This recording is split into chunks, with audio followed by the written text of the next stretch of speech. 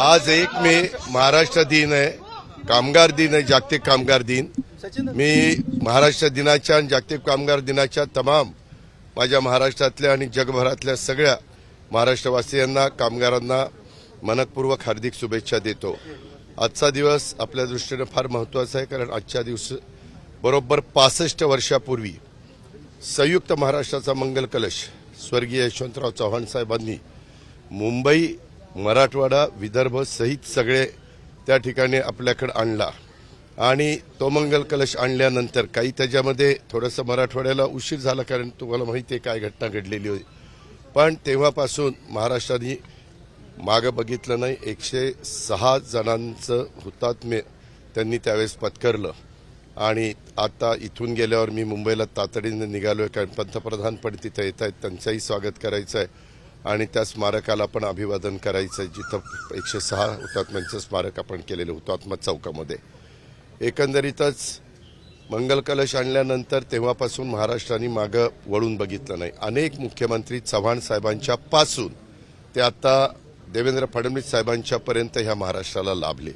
प्रत्येकाने आपापल्या कारकिर्दीमध्ये चांगल्यात चांगलं काम करण्याचा त्या ठिकाणी प्रयत्न केला आणि शिवशाहू फुले आंबेडकरांची जी विचारधारा आहे त्याच विचारधारेने महाराष्ट्र पुढे नेत असतानाचं आपण सगळ्यांनी पाहिलेलं आहे।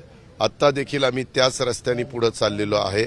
काही घटना घडल्या, त्याचा उल्लेख मी आत्ताच माझ्या भाषणामध्ये केला, परंतु अशा प्रकारच्या घटना घडू नये त्याकरता सातत्याने देश पातळीवर पण प्रयत्न चालू असतात, राज्य पातळीवर पण त्या ठिकाणी प्रयत्न चालू असतात।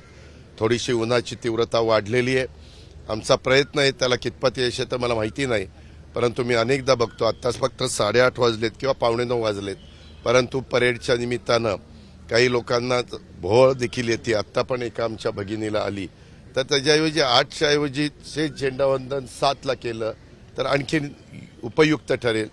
मी विनंती करणार आहे राज्याच्या प्रमुखांना काय की असं पुढच्या वेळेसपासून आपण करू, कारण मे महिन्यात तुम्हाला माहिती आहे उकाडा भरपूर असतो। आपल्या पुण्यापेक्षा विदर्भामध्ये तो जास्त असतो, मराठवाड्यात आपल्यापेक्षा टेम्परेचर जास्त असतं, त्याच्यामुळे ह्या सगळ्याचा विचार आपल्याला साकल्याने करावा लागतो। त्याच्यामुळे तोही विचार करायचा आम्ही ठरवलेला आहे। एकंदरीत मध्ये ज्या घटना घडल्या त्याच्यातून ते कुणाच्याच बाबतीमध्ये घडू नये। आपल्यातले 6 जण त्यांना स्वतःचे प्राण गमवावे लागले, त्यांच्याही कुटुंबियांना परवाच्या कॅबिनेटमध्ये मला याची जाणीव आहे की त्या रकमेतनं काही गेलेली व्यक्ती येणार नाही, परंतु त्या फॅमिलीला त्याच्यातनं एक मदत व्हावी हाच राज्य सरकारचा दृष्टिकोन आणि तो तिथं जाहीर करण्यात आला। त्यांच्या घरातल्या कर्त्या व्यक्तीला नोकरी देण्याच्या बद्दलचा पण निर्णय आम्ही केलेला आहे। आम्हाला सर्वांना दाखवायचं की असा प्रसंग आला तर अख्खा महाराष्ट्र, अख्खं राज्य सरकार त्या कुटुंबियांच्या आणि त्या परिवाराच्या पाठीशी उभं राहतं आणि एकंदरीत आणखीन खबरदारी त्या बाबतीतली घेण्याच्याबद्दल जम्मू काश्मीरनं पण पावलं उचललेली आहेत, देश पातळीवर पण प्रयत्न चालू आहेत।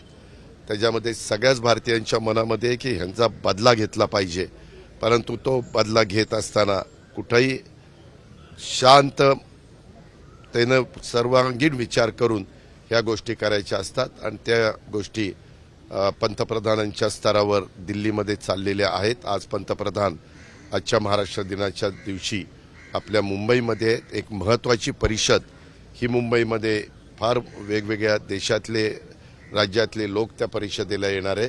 आपल्याला तो मान मिळाला त्याबद्दल पंतप्रधानांचंही मी मनापासून अभिनंदन करतो, त्यांच्या मंत्रिमंडळाचंही करतो।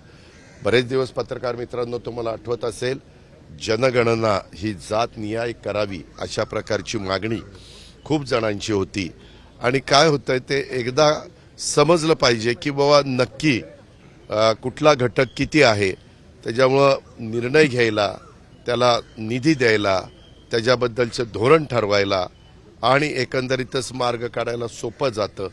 त्याच्यामुळं तोही निर्णय काल मंत्रिमंडळाने घेतला।